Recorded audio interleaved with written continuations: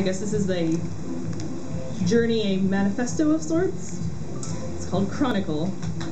Goodness. Look at the girl standing before you. This is the 2010 model. Just another post-BA 20-something. Normal on the outside, pure chaos on the inside. All anger and attitude, but you would never get that from her hardened shell of normalcy. A clever adaptation. This model is prone to emotional outbursts and hysterical mood swings. No notice guaranteed.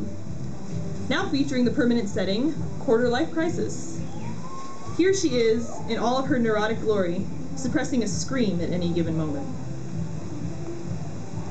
She remembers. She remembers more than just a breakdown. She remembers the anxious tension, the aching emptiness in the pit of her stomach.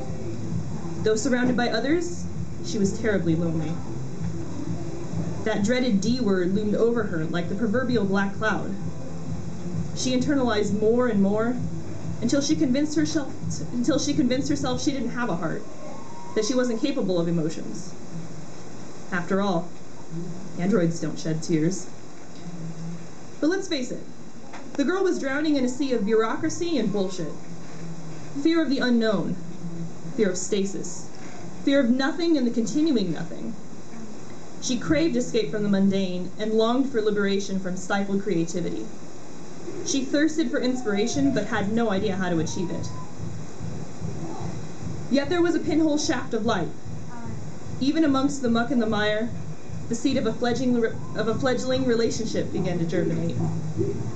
He tended to her carefully, cautious and patient, and gave her plenty of room to grow.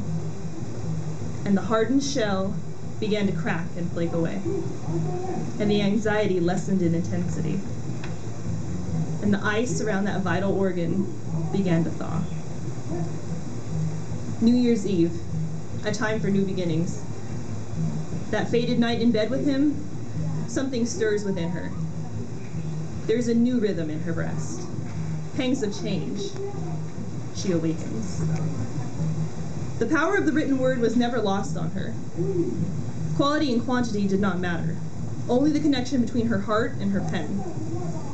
But it had never felt more essential, more nourishing, than to begin again with more direction. She savored the feel of a new journal, the flow of ink on paper, the developing callus on her ringed finger. She didn't just practice it, she lived for it. It wasn't an occasional pursuit, but an all-encompassing lifestyle. For her, writing was pure emotion on the page. For her, writing was public nudity, exposing a naked soul. Writing is what saved her. In the supportive arms of her man and the warm bosom of her Tia, she explored the internal and the external, investigated the private and the public of her whole self, searching to find the woman within, the woman who knows her strengths and also accepts her weaknesses, the woman who knows what she wants and isn't afraid to speak her mind, the woman who has control of her sexual identity and sexuality when it had never previously existed. This she knew well. It took another person's appreciation before she learned to love herself. Look at the woman presented before you. This is the 2012 model. No crazy presets, no mere depiction of status quo. This model is greatly improved. She expresses herself in words, not emotional eruptions. Writing is not a weapon, but an assertion. She dares to add writer to her name.